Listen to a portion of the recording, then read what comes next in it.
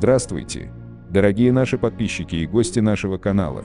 Сегодня поговорим о том, что гидротрансформаторы – старая школа, но это именно то, что нужно М3 и М4. BMW решила использовать 8-ступенчатый автоматический гидротрансформатор ZF вместо блока 10, который мы привыкли видеть на автомобилях М предыдущего поколения.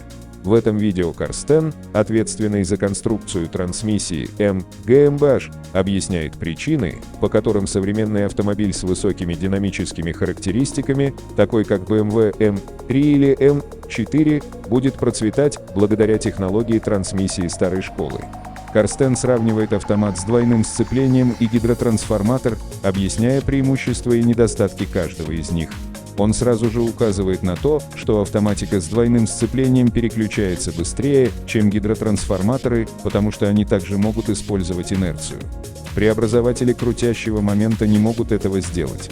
С другой стороны, гидротрансформаторы всегда были очень плавными, особенно на низких скоростях, что делало их идеальными для применения в роскошных условиях.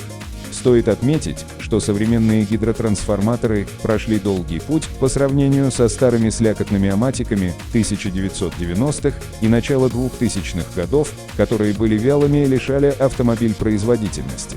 С таким количеством высокопроизводительных моделей М легко забыть, что BMW – это роскошный бренд. Использование гидротрансформатора – часть их возвращения к более роскошным автомобилям. Однако это не означает, что новые М3 и М4 будут менее захватывающими.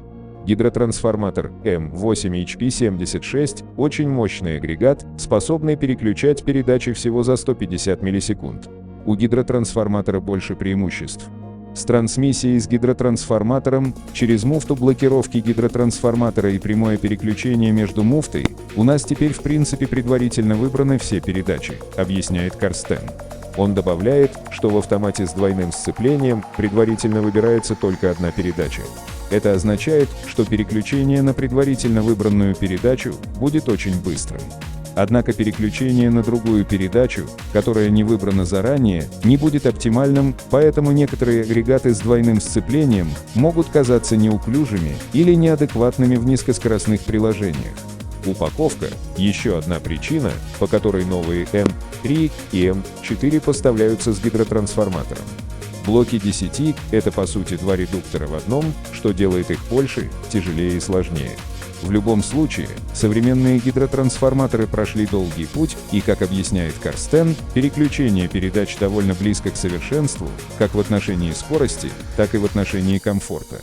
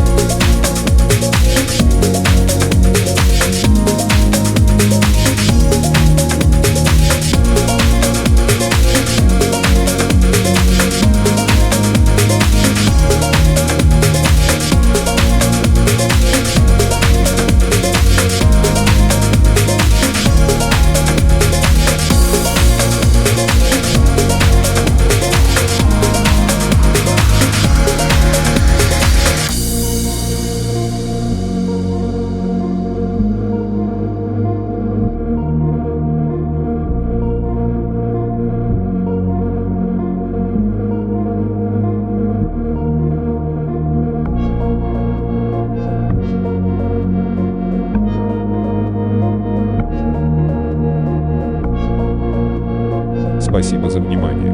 Подписывайтесь на наш канал, чтобы не пропустить интересные новости от мировых автопроизводителей.